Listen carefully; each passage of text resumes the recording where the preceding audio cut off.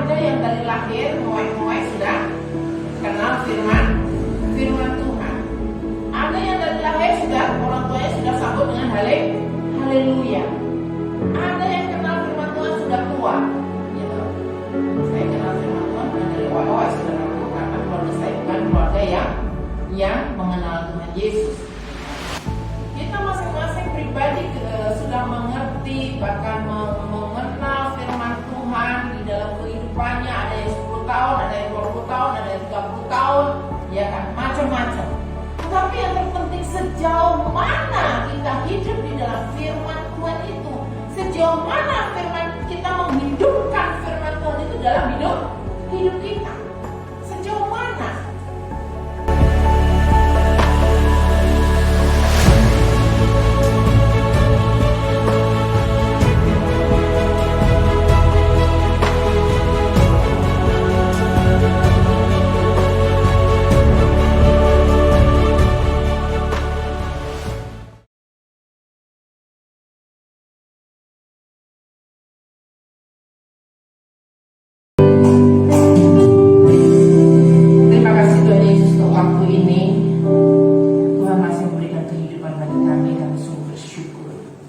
Terima kasih untuk waktu yang memberikan kami mengatur ibadah di hadapan Tuhan. Kami rindu ibadah kami menyenangkan hati Tuhan. Sekarang saatnya kami siap untuk mendengarkan kebenaran firman Tuhan. Biar kami membuka hati kami untuk menerima kebenaran firman-Mu itu. Roh Kudus yang akan menjadikan mata hati kami. Berfirmanlah Tuhan, kami siap mendengarkannya. Dan kami menyambut dengan penuh ucapan syukur. Sembunyikan nama-Mu di belakang salib Tuhan. Nama Tuhan yang ditinggikan, nama Tuhan yang diagungkan. Dalam nama Tuhan Yesus Kristus, kami siap menyambut kebenaran firman Tuhan. Haleluya. Amin. Silakan duduk. Shalom jemaat Tuhan yang terkasih dalam Tuhan Yesus Kristus, baik yang di rumah maupun yang di tempat ini.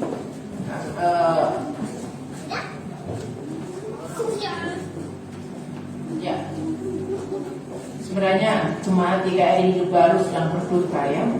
Karena satu ibu yang sangat mengasihi Tuhan, satu ibu yang sangat setia kepada Tuhan kemarin dipanggil secara mendadak. Ya, harusnya beliau operasi, tetapi karena operasinya ditunda, operasi melahirkan, sehingga Tuhan ambil, Tuhan dan beserta dengan anak yang ada dalam kandungannya. Kita berdoa supaya suami dan anaknya Peter dan Roger diberikan kekuatan oleh Tuhan. Kita juga berdoa supaya proses penguburan pun di kampung halaman bisa berjalan dalam pimpinan Tuhan. Dan biarlah kita tidak tahu kapan kita dipanggil. 8:30 masih video call, jam 9 sudah minta dimandikan. Artinya apa? Sudah Tuhan panggil. Kita tidak tahu kapan kita dipanggil Tuhan. Semua akan mendapat giliran masing-masing pribadi. Jangan merasa bahwa kita sehat-sehat, kita gilirannya terakhir. Dan merasa kita masih muda, maka gilirannya nanti. Orang tua yang sakit-sakitan itu gilirannya duluan. Belum tentu saudaraku. Kita tidak tahu kapan Tuhan panggil kita, ya kan? Tapi satu hal, mari kita tetap siap sedia. Kita berjaga-jaga dan siap sedia, sehingga kapanpun Tuhan panggil, maka kita sudah siap.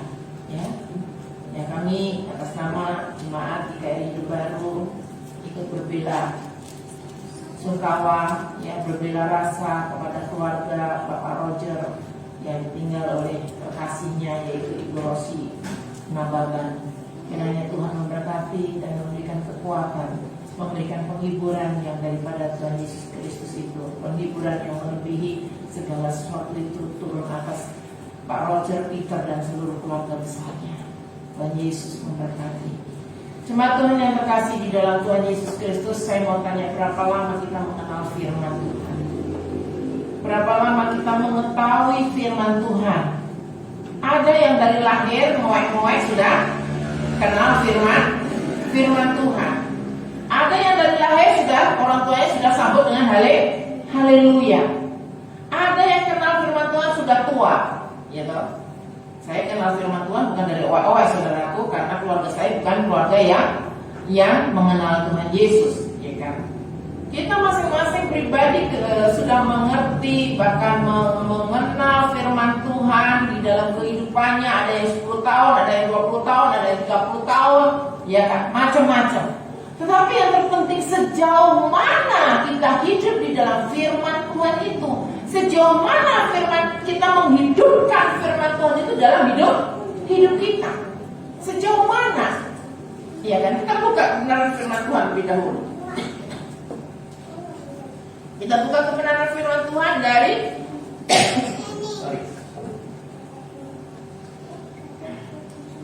dari 2 Korintus 3. 2 Korintus 3 ayat yang kedua dan yang ketiga.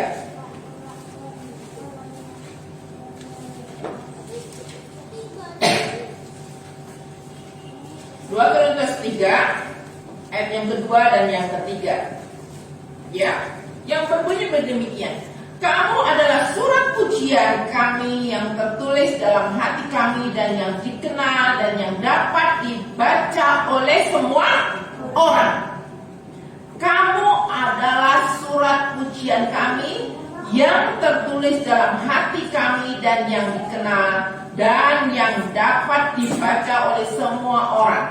Karena itu karena telah ternyata bahwa kamu adalah surat Kristus yang ditulis oleh pelayan kami, ditulis bukan dengan tinta, tetapi dengan Roh Allah yang hidup. Bukan pada loh-loh batu, melainkan pada loh-loh daging, yaitu di dalam hati manusia. Firman Tuhan jelas dikatakan bahwa kamulah surat Kristus. Kamulah, dikatakan apa? Kamulah surat Kristus yang ditulis di dalam hati kami. Engkaulah surat yang terbuka. Kita adalah surat yang terbuka. Saudaraku, Alkitab, ya Alkitab ini hanya sekedar tulisan, ya kan? Alkitab isinya apa? Tulisan, berupa tulisan kan bukan isinya. Alkitab berupa tulisan seperti buku-buku yang lain, ada tulisannya. Tetapi yang membedakan Alkitab dengan buku-buku lain itu sangat luar biasa. Ya, Alkitab ini adalah tulisan yang diilhamkan Allah, ya kan? Yang diilhamkan Allah. Para penulis Alkitab bukan dengan pikiran, bukan dengan kemauannya sendiri, tetapi diilhamkan Allah untuk menulis apa yang Allah maksudkan, menulis apa yang Allah mau. Ya kan? Kalau buku-buku yang lain, ya itu karangan siapa sih? Begitu kan? Itu tulisan siapa? Hanya sejauh itu saja. Tetapi kita harus tahu bahwa Alkitab ini adalah tulisan Allah, diilhami oleh Allah. Gitu. Artinya Alkitab ini adalah Alkitab yang sangat berkuasa. Gitu. Alkitab ini adalah Alkitab yang punya kekuatan luar biasa. Gitu. Punya kekuatan yang luar biasa. Tetapi selama ini kita mendengar firman, kita mengerti firman, tetapi tidak ada kekuatan firman itu di dalam hidup kita. Sering kita seperti itu.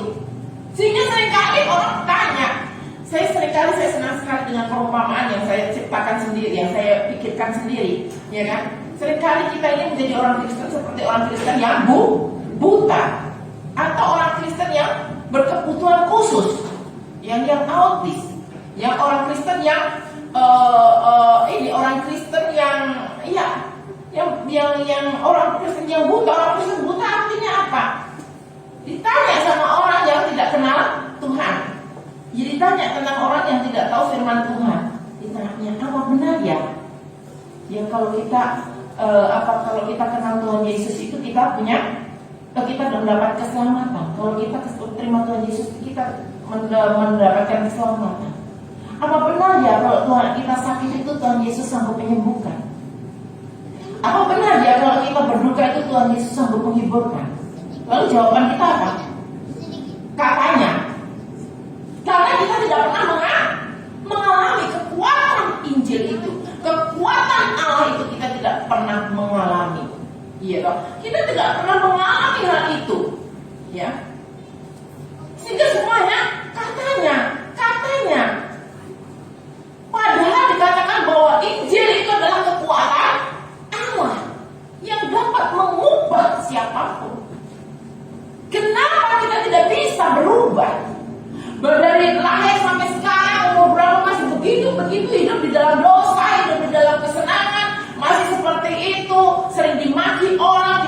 menjadi berkat bagi banyak orang.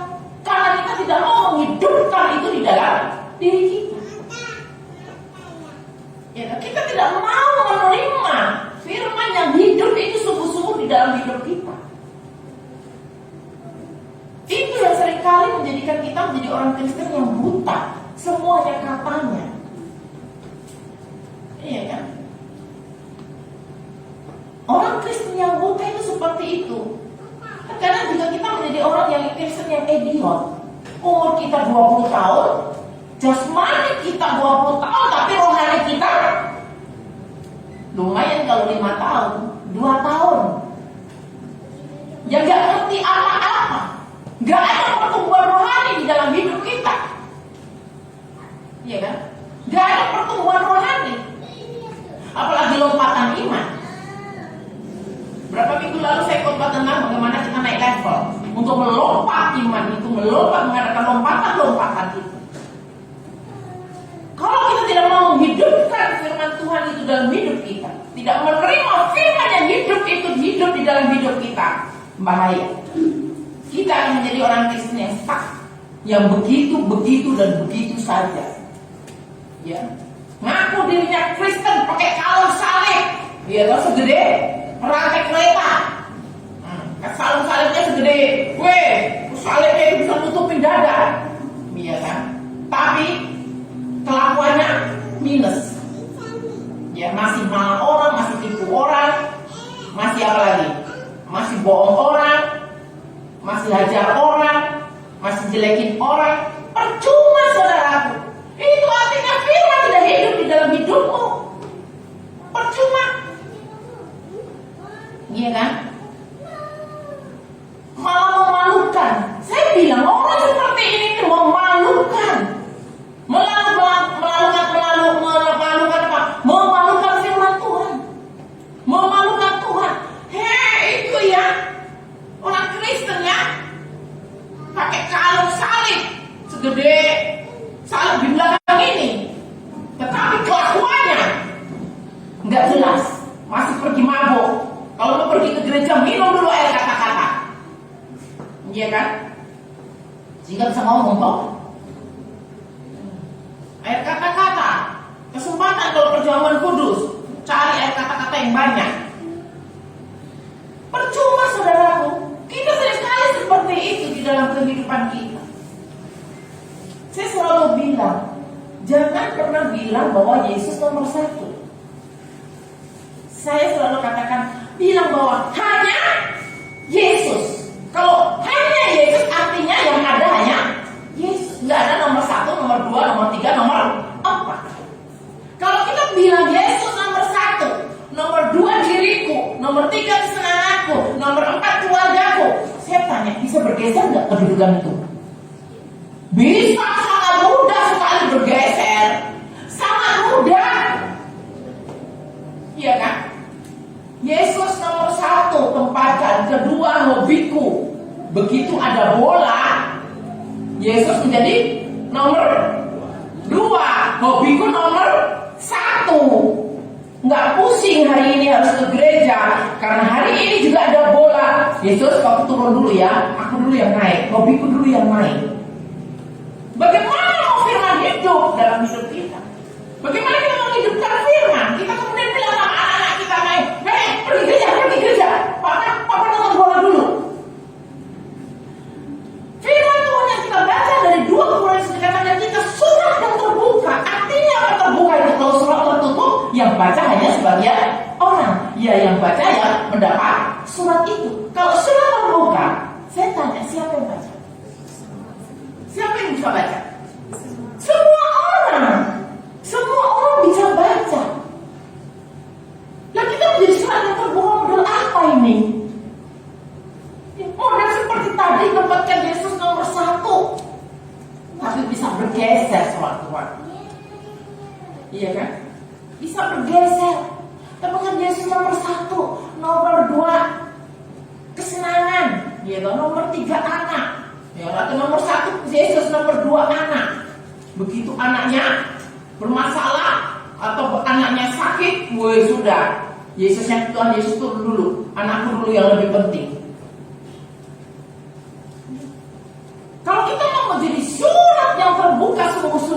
Kita harus berani katakan, hanya Yesus. Dalam hidupku hanya Yesus.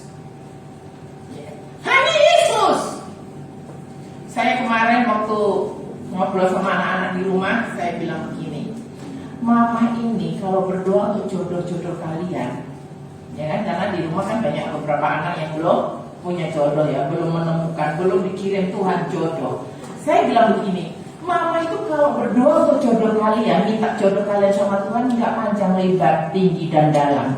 Mama hanya bilang begini, Tuhan Yesus, berikan anak-anakku jodoh yang hidup di dalam firman Tuhan.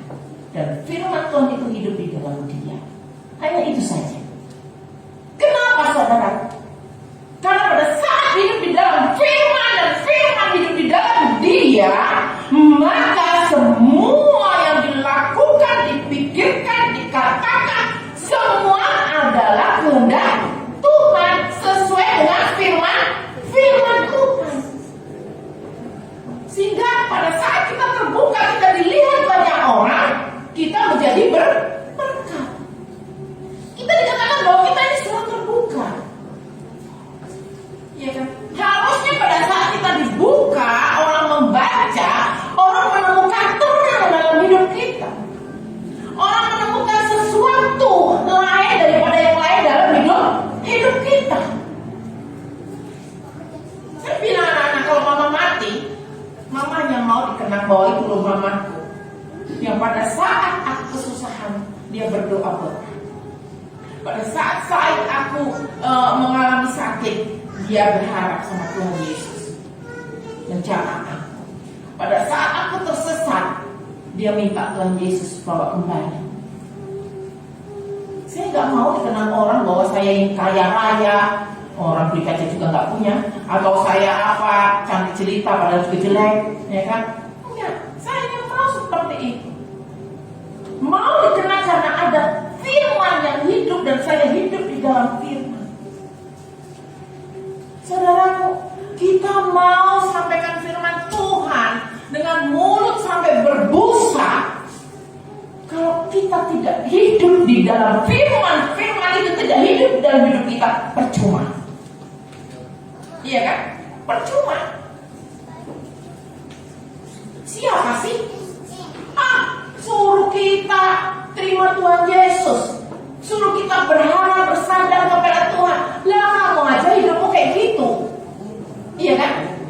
Kamu suruh aku terima Tuhan Yesus, kamu sendiri yang bilang katanya sudah terima Tuhan Yesus, hidupmu pukulin istri, hidupmu masih minum-minum, mabok-mabok. Untuk apa? Lebih baik aku ini loh, gitu. Lebih baik aku yang gak kenal Tuhan Yesus tapi sayang istri. Kita mau bagaimana? Kita mau jadi teladan apa? Iya kan? Teladan yang bagaimana?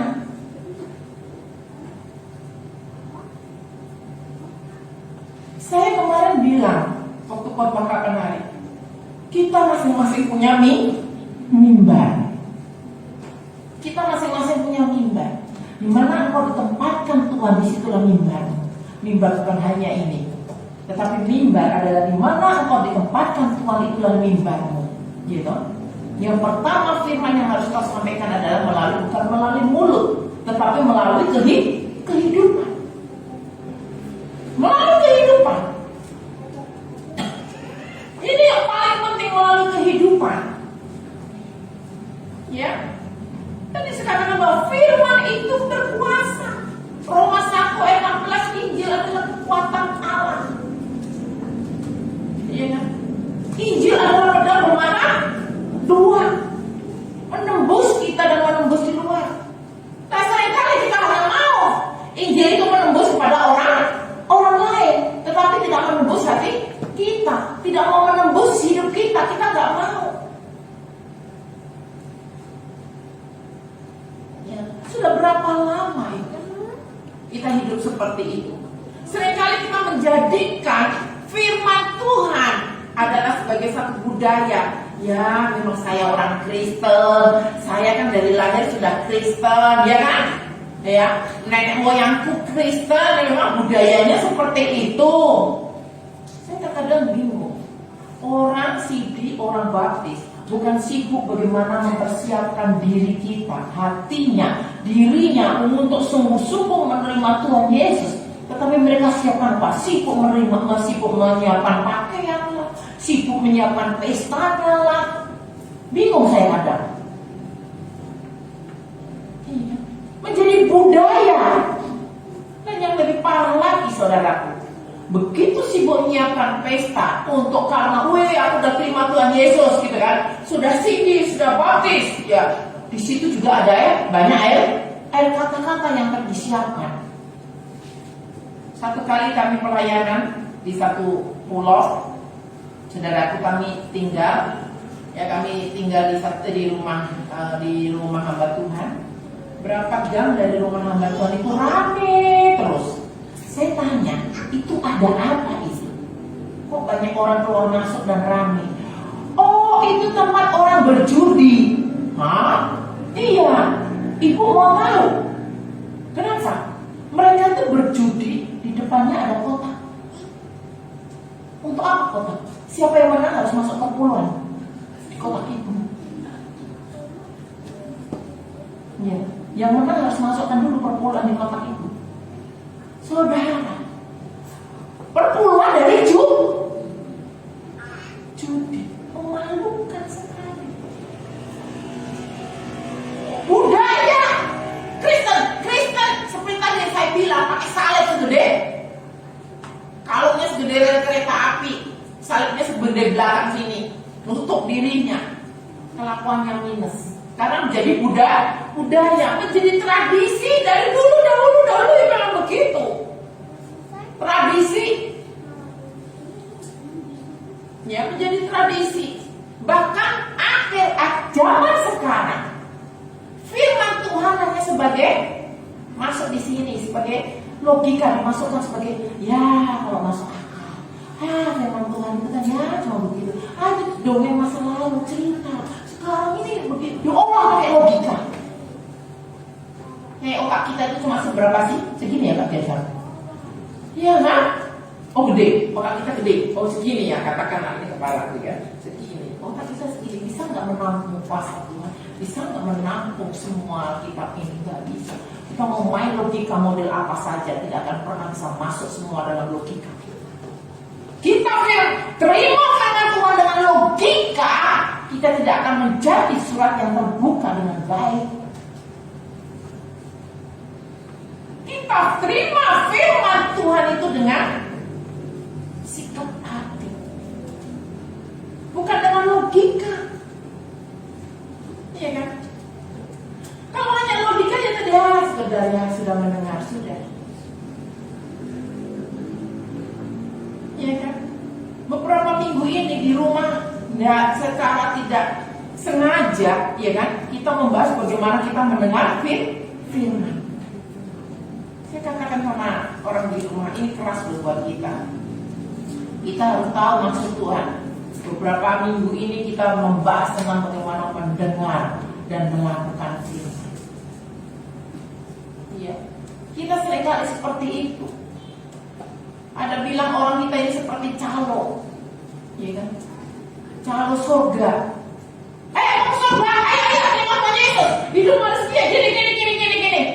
Tetapi dia sendiri nggak mau, merasa udah. Ya tadi tradisi atau budaya, merasa aku sudah kok. Tadi ayat nas tadi dikatakan apa? Kalau kamu tidak tinggal di dalam aku dan firmanku tidak tinggal di dalam kamu, maka dikatakan apa? Akan dicampakkan, dibakar, hanya dibakar. Artinya apa? Hidup kita sia-sia, saudaraku. Pada saat kita tidak mau melakukan kebenaran firman Tuhan dalam hidup kita, sia-sia. Kita berakhir di pembakaran. Kita berakhir di sampah. Gak ada gunanya, dibuang dan diinjak orang. Firman itu harus hidup di dalam hidup kita. Kita harus meresponi firman adalah kekuatan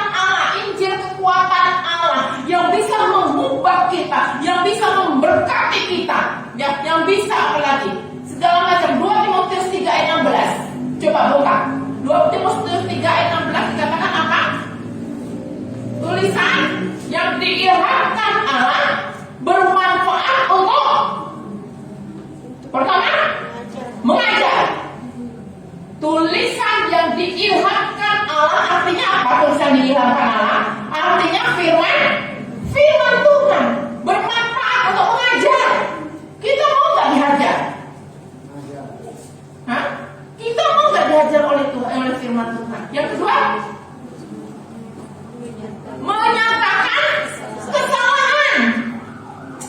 Yang ketiga, memperbaiki kelakuan. Yang keempat, mendidik orang dalam kebenaran. Iya kan? Terus sudah. Nah, sampai di situ. Mau enggak itu? Firman Allah itu gunanya seperti itu. Saudara kan hidup kita ini habitat manusia adalah dosa. Habitat manusia itu adalah dosa. Mau enggak kita diperbaiki dengan firman Tuhan itu? Atau firman Tuhan hanya sekedar banyak orang yang pintar mendengar. Setiap minggu ikut Google Meet, kalau nggak ikut Facebook, ya kan? Kalau nggak ya pas dapat giliran onsip. Dengar firman begini. Ya, dengar firman begini. Tetapi bagaimana setiap orang berbeda itu bergantung respon kita. Di dalam Matius 13 ayat 1 sampai 23 berbicara tentang penabur. Ya kan, berbicara tentang menabur. Ya, respon pribadi ada yang tidak bertumbuh. Ya, artinya apa tidak bertumbuh? Asal mendengar, numpang lewat. Ya hanya numpang lewat, firman Tuhan tuh hanya numpang lewat. Gak ada perubahan saudaraku dalam hidup kita. Ya, yang kedua dikatakan bahwa mendengar, bertumbuh, tetapi tidak berakar. Iya kan? Ya, hari ini tahu, kita ngerti firman Tuhan, besok lupa.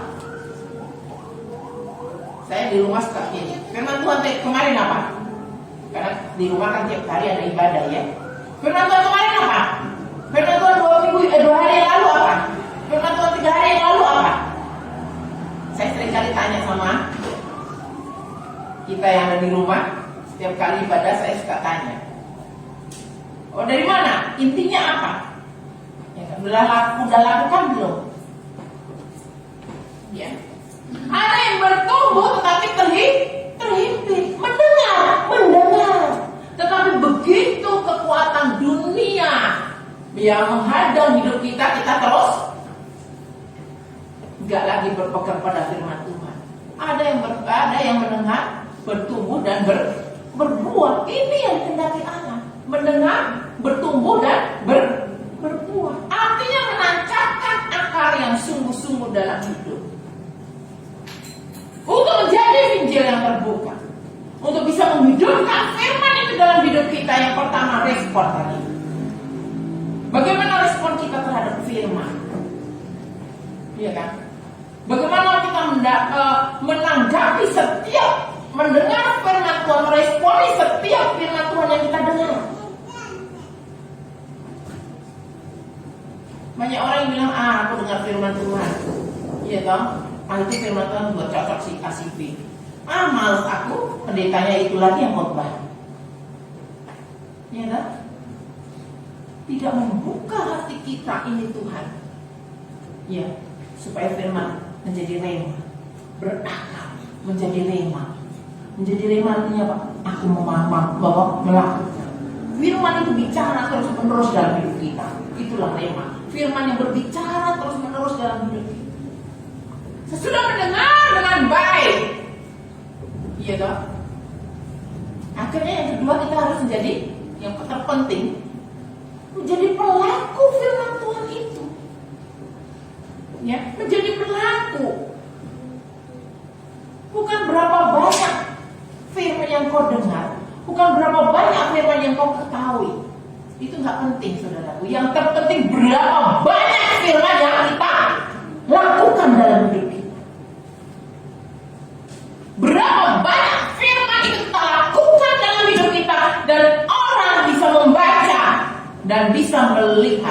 bahkan bisa diberkati melalui hidup kita. Iya kan? Saya kadang gemes dengar firman Tuhan tiap saat, tiap waktu, tetapi kelakuan begitu saja.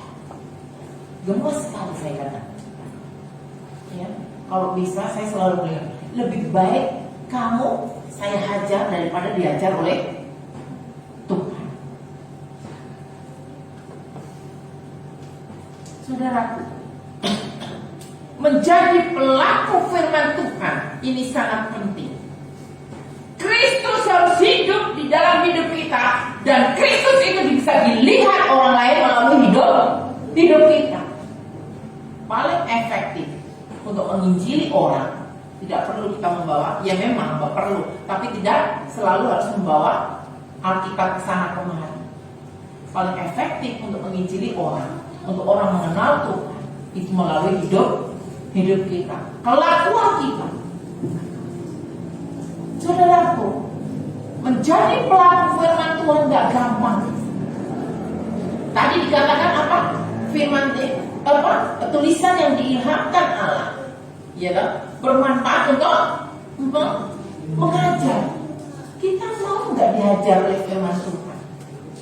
Ya kan? Mau nggak? Kita siap nggak membuka diri kita nggak untuk diajar? Orang diajar tuh enak nggak? Nggak enak loh. Anak sekolah, aduh disuruh belajar, ada PR, ada tugas, aduh orang tua sampai garuk-garuk kepala loh. Apalagi sekarang model Zoom ya, model daring ya, pusing orang tua, nggak enak, iya kan? Kenapa? Harus menerima sesuatu yang baru. Ya, tubuh kita menolak. Karena tadi saya bilang, ya toh, saya bilang bahwa habitat manusia adalah berdosa. Ya, untuk menerima pengajaran yang benar, yang untuk melepas dosa itu sangat sulit, melepas kedagingan itu sangat sulit. Ya, mendidik orang yang kedua apa tadi? Yang pertama adalah mengajar, yang kedua menyatakan kesalahan. Enak nggak saudara kalau kita salah kemudian diketahui orang? Enak nggak? Nggak enak. Iya dong. Menyatakan kesalahan. Yang ketiga mendidik orang, ya memperbaiki kelakuan. Nih, memperbaiki kelakuan itu paling menyakitkan. Iya toh. Kapan hari kita membahas tentang tanah liat di tangan penjunan, ya toh. Kita ibadah pagi di rumah membahas tentang tanah liat di tangan penjunan. Tanah liat, saya bilang tanah liat itu kalau mau teriak-teriak diperbaiki kan. Dari tanah liat yang nggak ada harganya, ya diolah sedemikian rupa untuk menjadi keramik yang berharga, ya toh. Untuk menjadi vas bunga yang berharga, untuk menjadi hiasan, untuk menjadi guci yang berharga. Pada saat dia dari tanah liat menjadi sesuatu yang berharga, tadi entah guci, entah vas bunga, itu mengalami apa? Perbaikan yang luar biasa. Aduh, ini kok nggak bagus ya? Sudah dibentuk nih, sudah dibentuk tinggi lurus, kok kayaknya nggak cocok ya? Dia apa lagi? Dibuang. Dihancurin lagi loh, saudaraku, dihancurin. Memperbaiki kelakuan kita yang minus-minus itu dibabat habis oleh firman. Iya toh? Kita punya pohon mangga, kalau mau berbuah harus dibersihkan ranting-rantingnya. Gak enak.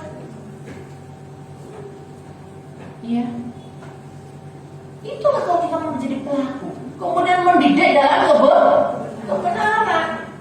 Dunia ini mencari kebenaran sulit. Harga kebenaran itu sangat mahal. Di dalam dunia sekarang, harga sebuah kebenaran itu sangat mahal. Tetapi firman Tuhan katakan kita dididik oleh firman Tuhan. Jadi itu harus kita lakukan. Karena kita nggak tahu bahwa kita harus menjadi pelaku akan firman Tuhan. Menjadi pelaku akan firman Tuhan. Ini penting. Jangan firman Tuhan hanya didengar, ya udah yang penting aku dengar. Semua nggak ngerti tentang firman Tuhan, boro-boro melakukan, mengerti aja enggak. Sehingga yang terjadi tadi bahwa engkaulah surat terbuka, iya kan? Saudara, kita harus berani melakukan firman Tuhan dengan sungguh-sungguh. Kita harus berani. Coba buka Yakobus 1 ayat 22. Satu orang membacakan Yakobus 1 ayat 22, katakan apa?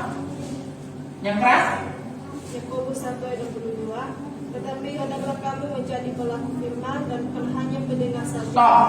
Hendaklah kamu menjadi pelaku firman dan bukan hanya pendengar. Terus dilanjutkan. Sebab jika tidak demikian, kamu menipu diri sendiri. Iya. Kalau kita tidak melakukan firman, kita menipu diri kita sendiri. Kita tahu loh, iya kan? Kita tahu, tetapi nggak mau tahu. Artinya kita membohongi diri sendiri. Aku melakukan ini, aku tahu bahwa ini dosa, tapi kita tetap melakukan. Artinya apa? Kita membohongi diri sendiri. Diri kita sendiri aja kita bohongin, apalagi orang lain, apalagi Tuhan yang nggak kelihatan. Iya kan? Kita bukan hanya mendengar, tapi jadilah pelaku firman. Ini sangat penting. Jadi pelaku firman. Oke? Jadilah pelaku akan firman Tuhan. Sehingga kita akan menjadi surat yang terbuka. Orang melihat, oh luar biasa ya si A ini, ya, firman yang terbuka. Dia itu kelakuannya lengkap. Iya, dia hidupnya luar biasa. Iya kan? Karena apa sih? Karena ada Kristus di dalam hidupnya. Iya kan? Karena ada Kristus. Jadi firman Tuhan itu bukan hanya sampai di situ, tapi firman Tuhan yang kita dengar, firman Tuhan yang masuk dalam diri kita, itu harus hidup dan bisa dilihat oleh banyak orang bahwa Kristuslah yang hidup di dalam hidup. Amin. Ayo, kita bukan hanya menjadi pendengar, ya. Firman Injil adalah kekuatan Allah, ya kan? Tetapi mau nggak kita memakai Injil sebagai kekuatan? Iya kan? Kekuatan Allah dalam hidup kita. Kita mau nggak, ya, bahwa Injil itu adalah firman, bahwa tulisan yang diilhamkan Allah itu adalah firman Tuhan yang bermanfaat luar biasa buat kita. Iya kan? Sehingga orang lain bisa melihat, aduh, luar biasa ya si A, si B, si C. Itu karena hidup di dalam Tuhan ternyata. Kelakuannya luar biasa, tutur katanya luar biasa, ya, membawa berkat. Sehingga kita menjadi orang yang memberkati banyak orang, dan kita pun akan diberkati. Ayo, mari saudaraku, hidupkan firman Tuhan di dalam kehidupanmu. Jangan matikan firman Tuhan di dalam hidupmu. Jangan menjadi orang Kristen yang idiot. Jangan menjadi orang Kristen yang buta. Gitu? Ya, buta itu nggak ngerti apa-apa, hanya katanya. Idiot itu ngerti tapi cetek, gitu. Umur sama perbandingan umur sama pengertiannya sangat beda jauh. Jadi tadi saya bilang umur 20 tahun, tapi firman Tuhannya baru 2 tahun. Gitu. Sampai yang saya beli itu begini. Ya, contohnya gini, Yunus itu ditelan oleh ikan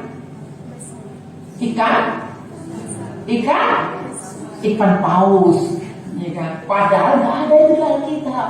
Yunus ditelan oleh ikan besar. Tapi banyak guru sekolah minggu yang bilang Yunus itu ditelan oleh ikan paus. Nah, itu karena nggak ngerti Injil, nggak ngerti firman Tuhan, hanya sebagai cerita tadi, dongengnya hanya sekedar, nggak pernah menyelidiki firman firman Tuhan, membaca aja tidak, apalagi menyelidiki. Cerita, ini gampang ini, Yunus ditelan ikan, sudah gampang. Sampaikan, adik-adik, Yunus ditelan apa? Ikan paus. Satu. Itu salah satu. Iya kan? Itu saya bilang tuh idiot. Kalau nggak begini, ya iyalah. Waktu Musa, ya, jalan di laut apa? Laut merah. Ya, pada jawab merah ya. Laut merah, ya iyalah kan airnya lagi surut, gitu. Sehingga bisa jalan. Lu pakai logika boleh, ya kan? Itu bodoh sekali, saya bilang itu bodoh sekali orang seperti itu. Pakai logika, dia nggak baca firman, nggak baca ayat-ayat selanjutnya. Ayat selanjutnya katakan apa? Sesudah bangsa Israel nyebrang, kemudian bangsa Mesir menyusul dengan apa? Tentara Mesir menyusul dengan kereta kuda, ya kan? Bangsa Israel nyebrang dengan jalan kaki. Oke, bilang airnya surut, oke, ya. Airnya surut toh sehingga bisa nyebrang. Nah, waktu bangsa penentara Mesir ini nyebrang, ya, menyusul dengan kereta kuda, kenapa tenggelam? Kenapa tenggelam? Kalau bilang airnya nyurut, kalau tadi airnya bilang airnya kan lagi surut. Kok kalau air surut? Nah ini kan naik kereta kan lebih tinggi kan? Kok bisa tenggelam? Ya itu orang dengar firman, dia mengolah firman pakai logika. Padahal artinya sebenarnya dia tidak mau melakukan firman, tidak mau percayakan firman Tuhan. Orang yang tidak mau melakukan firman artinya dia tidak percayakan firman. Hati-hati. Kalau kita tidak melakukan firman Tuhan, artinya kita tidak percaya akan firman Tuhan itu. Artinya tidak percaya bahwa firman Tuhan itu tulisan yang diilhamkan Allah. Itu benar-benar firman. Benar-benar itu kata-kata Allah. Kita nggak percaya. Karena apa? Kita tidak melakukan. Jangan kamu khawatir. Kita tetap khawatir. Ya toh? Itu salah satu kita tidak melakukan firman Tuhan, tidak menghidupkan firman Tuhan itu dalam hidup kita. Baru nggak punya beras saja sudah sakit kepala. Iya kan? Ada orang yang bilang begini, saya ini ya kalau punya tabungan harus bisa untuk hidup 10 tahun mendatang. Saya tertawa. Saya buka dompet, ini dompet saya nggak ada duit. Kok bisa ya? Ya bisa saja. Burung pipit aja dipelihara, bunga bakung aja diberi keindahan, masa kita enggak? Firman kok? Kemudian kita khawatir. Artinya kita tidak percaya. Hati-hati. Kita tidak melakukan firman, artinya kita tidak percaya. Ya, tidak percaya kepada Allah kita di dalam Yesus Kristus. Ayo saudaraku, kita hidupkan firman dalam hidup kita. Ya, supaya kita menjadi surat yang terbuka, dibaca oleh banyak orang, ya toh? Ada Kristus di dalamnya dan Kristus itu bisa dilihat melalui kehidupan kita, sehingga orang diberkati dan kita pun diberkati.